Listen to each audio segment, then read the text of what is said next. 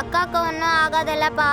பாத்தியா, கண்டிப்பா அக்காவை நம்ம கூட்டிட்டு தான் வீட்டுக்கு போறோம். ஓகேவா? சரிப்பா. வா.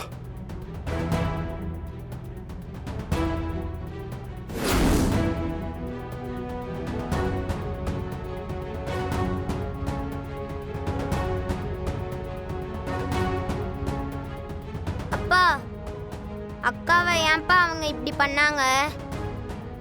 அக்கா பாவம்ப்பா. அவங்க யாருப்பா? அவங்க பேட் பாய்ஸ்ரா. அவங்க அக்காவை ஒன்றும் பண்ண மாட்டாங்களாப்பா? அக்காவுக்கு எதுவும் ஆகிறதுக்கு அப்பா விட மாட்டேன். நீ வா.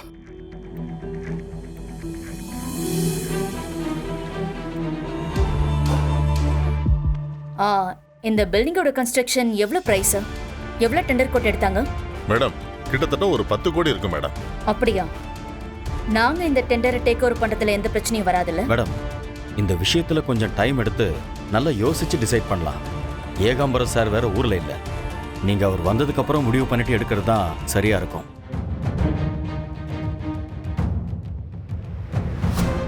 ஆதி, வாட் இஸ் சர்ப்ரைஸ்? நீ எப்படி இங்க? ஏய் ஆதி, நாங்க இங்க இருக்கிற விஷயம் உங்களுக்கு எப்படி தெரியும்? அது வந்து, ஆமா சித்தி, நீங்க இங்க என்ன பண்றீங்க?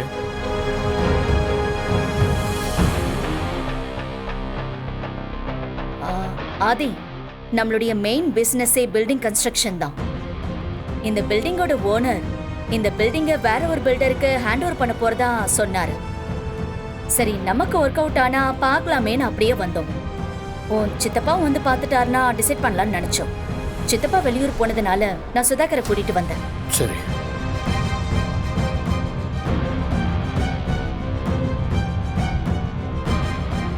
ஆதி, ஆர் யூ ஓகே? ஏன் ஒரு மாதிரி டென்ஷனா இருக்க? ஏதாவது பிரச்சனையா? அதெல்லாம் ஒன்றும் இல்லை சித்தி. எனக்கு ஒரு சின்ன ஹெல்ப்பு. ஒரு 10 நிமிஷத்துக்கு முன்னாடி இங்கே ஆம்னி வேனில் வந்தவங்க யாராவது மேலே வந்தாங்களா? ஆதி, நாங்களே இப்பதான் வந்தோம். ஆமா, எதுக்கு அந்த ஆமணி வேனை பத்தி விசாரிக்கிற?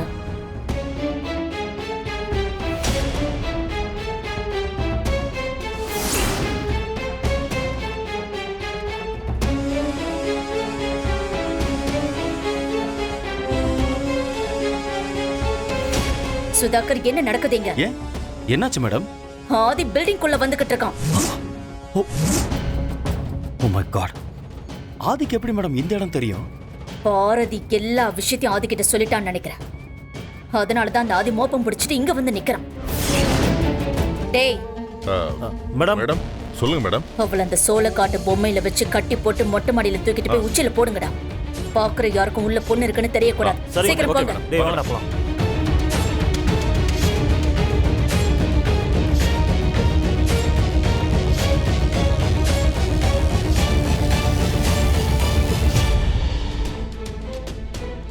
மேடம், நீங்க சொன்ன மாதிரியே அந்த பொம்மைக்குள்ள வச்சு அந்த பொண்ணை கட்டிக்கிட்டு இருக்காங்க மேடம். டேய், அது மட்டும் பத்தாது. உடனே 2 பேரும் சட்டையை மாத்திக்கிட்டு டக்கிங் பண்ணி இந்த பில்டிங் சூப்பர்வைசரா வந்து நிக்கணும். நான் கேக்குற கேள்விக்கு டக்கு டக்குன்னு பதில் சொல்லணும். போங்க, சீக்கிரம் போ. சீக்கிரம் வாடா.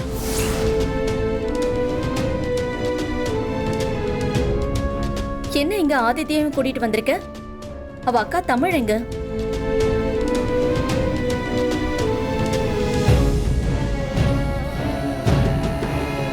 ஆதி, என்னாச்சு? உன் ஃபேஸே சரியில்லை. ஏதோ டென்ஷன்ல இருக்கிற மாதிரி இருக்கு. இவங்களுக்கு எதுவும் தெரிய வேண்டாம். அதெல்லாம் ஒன்றும் இல்லை. எனக்கு ஒரு ஹெல்ப் பண்ணுங்க. இந்த பக்கம் யாராவது வந்தா மட்டும் நீங்க எனக்கு இன்ஃபார்ம் பண்ணுங்க. ஆதி, எனக்கு என்னமோ நீ டென்ஷனா இருக்கிறதுக்கு பின்னாடி ஏதோ பிரச்சனை இருக்குன்னு தோணுது. உனக்கு சொல்ல விருப்பம் இல்லைன்னா நான் கட்டாயப்படுத்த மாட்டேன். இப்ப நாங்க கிளம்பி போயிடுவோம். இவங்க இங்கதான் இருப்பாங்க. நான் வேணா இவங்க கிட்ட சொல்லிட்டு போறேன். ஏதாவது தகவல் இருந்தா உனக்கு கால் பண்ணி சொல்லுவாங்க. ஓகே சித்தி, நீங்க உங்க வேலையை பாருங்க. நான் கிளம்புறேன். வா ஆதித்யா.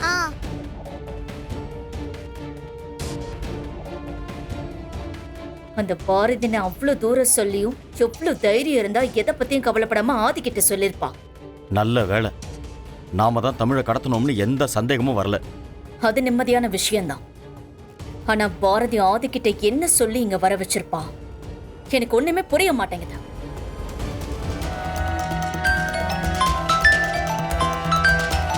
என்ன புது நம்பரா இருக்கு? கண்டிப்பா இந்த பவானி தான் வேற நம்பர்ல இருந்து கூப்பிடுறான். பவானி, நான் நீ சொன்ன லொகேஷனுக்கு தான் வந்துட்டு இருக்கேன். ஏய் பாரதி, சும்மா அப்படியே நடிக்காத. நீ எல்லாம் திருந்தவே மாட்டியா? நீ பாட்டுக்கு ஃபோன் பண்ணி நடிக்காத, திருந்த மாட்டியா, அது இதுன்னு பேசிட்டு இருக்க. வேற எப்படி பேச சொல்ற? நான் உன்கிட்ட இந்த விஷயத்தை பத்தி ஆதிக்கிட்ட சொல்லக்கூடாதுன்னு அவ்வளவு தூரம் சொன்னதுக்கு அப்புறமும் நீ உன் பொண்ணோட உயிரை பத்தி கொஞ்சம் கூட கவலைப்படாம ஆதிக்கிட்ட போய் சொல்லிருக்க. இத பாரு, இதுக்கப்புறம் உன் குழந்தைய உயிரோட பாக்குறதுக்கு சான்ஸே இல்லை. பவானி, நீ என்ன பேசுறன்னு தெரிஞ்சுதான் பேசுறியா? எனக்கு என் குழந்தையோட உயிர் தான் முக்கியம். நான் ஆதிக்கிட்ட இந்த விஷயத்தை பத்தி சொல்லவே இல்ல. உண்மையை சொல்லணும்னா, தமிழை நீ கடத்திட்டேன்னு சொன்னதுக்கு அப்புறம் நான் யாருக்கும் ஃபோன் பண்ணி பேசவே இல்ல. எப்பா நல்லா நடிக்கிறமா பாரதி? இதெல்லாம் உனக்கு சொல்லியா கொடுக்கணும்? நீதான் பிறவிலேயே நடிகையாச்சே. பவானி, நான் ஆதிக்கிட்ட எதுவும் சொல்லல. நீ பாட்டுக்கு முட்டாள்தனமா ஏதாவது கற்பனை பண்ணிக்கிட்டு பேசிட்டு இருக்காத. இவ ஆதிக்கிட்ட சொல்லலன்னு சொல்றான். அப்படின்னா ஆதி எப்படி இங்க வந்தான்? ஒருவேளை அந்த ஆதித்யா தமிழை கடத்திட்டு போனாங்கன்னு சொன்னத குத்து மதிப்பா தமிழை இந்த பக்கம் தேடி பார்க்க வந்திருப்பானோ? லைன்ல இருக்கியா பவானி? ஆ இருக்கேன். இங்க பாரு பாரதி, கடைசியா ஒரு தடவை கேக்குறேன். நீ ஆதிக்கிட்ட இந்த விஷயத்தை பத்தி சொன்னியா இல்லையா? ஐயோ சத்தியமா நான் யார்கிட்டயும் இந்த விஷயத்த சொல்லல. என்ன நம்பு. உன்னை நான் என்னைக்குமே நம்ப மாட்டேன். இப்ப நான் சொல்றத நல்லா கேட்டுக்கோ. ஆதி ஏதாவது உனக்கு ஃபோன் பண்ணி தமிழை கடத்தப்பட்ட விஷயத்தை பத்தி ஏதாவது கேட்டா, தமிழை பணத்துக்காக கடத்திக்கிட்டு பிளாக்மெயில் பண்றாங்கன்னு சொல்லு. தமிழ் எங்க இருக்கான்னு ஆதிக்கிட்ட நீ சொல்லக்கூடாது. ஆதி ஊர் ஃபுல்லா தேடி அலையட்டும். சரி பவானி, நீ சொன்ன மாதிரியே நடந்துக்கிறேன். அதுதான் உனக்கு நல்லது. நீ லேப்டாப் எடுத்துக்கிட்டு நேரா நான் சொன்ன அட்ரஸ்க்கு வா. அங்க நான் இருக்க மாட்டேன். என் ஆளுங்க கிட்ட லேப்டாப்பை கொடுத்துட்டு போயிட்டே இரு. அப்ப தமிழ்? தமிழையும் தான் கூட்டிட்டு போ. சரி, நான் வந்துடுறேன். சரி சரியா, இப்ப நீ எங்க வந்துகிட்டு இருக்க சொல்லு. இன்னும் ரீச் ஆக எவ்வளவு நேரம் ஆகும்? இன்னும் 15 மினிட்ஸ்ல நான் அங்க இருப்பேன். சரி, நான் சொன்னதெல்லாம் ஞாபகம் இருக்கும்னு நினைக்கிறேன். மிஸ் பண்ணா அப்புறம் நீயே உன் பொண்ணு மிஸ் பண்ண வேண்டியதா இருக்கும்.